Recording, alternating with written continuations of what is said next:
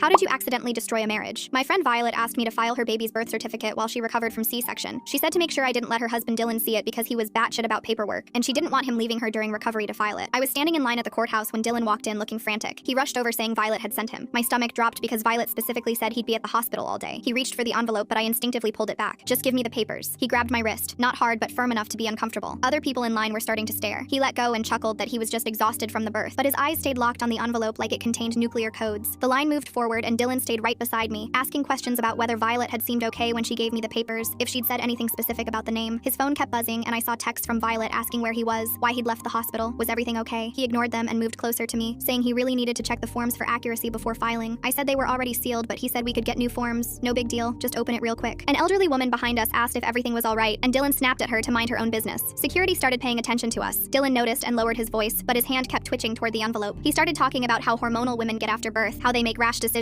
how Violet wasn't thinking clearly. The way he said it made my skin crawl. When we got closer to the window, Dylan tried bargaining with me. He offered me $100 just to let him peek at the form. When I said no, he offered $500, then $1,000. His desperation was scary because I couldn't understand why the name mattered so much unless he already suspected something. He kept saying, "We agreed on Luna. We've been calling her Luna for months. The nursery has Luna painted on the wall." Then he tried a different approach, pulling up photos on his phone of a beautifully decorated nursery with Luna spelled out in wooden letters above the crib. "Look what I built for her," he said, his voice breaking. "I spent 3 months on that room. The moon and stars I painted by hand. You're going to let her destroy our family over some postpartum crazy decision?" When I still wouldn't give him the envelope, he actually dropped to his knees right there in line, grabbing my hand, begging me to just let him see it, saying he was her father and had rights. People were filming us with their phones now. At the window, Dylan tried to step in front of me, but I was already handing the envelope to the clerk. Dylan was saying something about being the father, needing to verify information, but the clerk had already opened it and was reading. "Baby girl, born yesterday, mother Violet Torres, father Dylan Torres," she read, then paused at the name line. Her eyebrows went up slightly. Dylan leaned over the counter trying to see. "What's her name?" "We agreed on Luna. Luna Marie Torres." But the clerk was frowning, looking between the paper and Dylan. I could see Violet had filled it out in her distinct handwriting, the purple ink she always used. Dylan was getting agitated, his voice rising, demanding to know what his daughter's name was. Other people were backing away from us. The clerk asked Dylan to confirm he was the father, and he pulled out his ID, his hands shaking now. She looked at it, then at the paper again, then at me with this expression like she'd seen this drama before. "Ma'am, did the mother fill this out herself?" I nodded. Dylan was practically climbing over the counter now trying to see the paper. Security was starting to move toward us, hands on their radios. "Just tell me what name she wrote," Dylan pleaded, and there was something desperate in his voice that made me realize Violet hadn't just been worried about him wanting to do paperwork. She'd been hiding something specific. The clerk looked at me like she was asking permission, and I didn't know what to do, so I just shrugged. She turned the paper toward Dylan so he could read it, and I watched his face go from red to white to red again. His whole body went rigid. He stood there staring at the paper for what felt like forever, not moving, not even breathing. Then he made this sound like an animal in pain. The security guard stepped closer. Dylan's hands clenched into fists, and he turned to look at me with pure rage in his eyes. "Levi," he said, his voice deadly quiet. "She named our daughter Levi." He turned to me slowly. "That's her ex-boyfriend's name, the one who died last year. The one she told me meant nothing to her." His fist went through the wall beside my head as he screamed, "She's still in love with him." Full story on the channel below.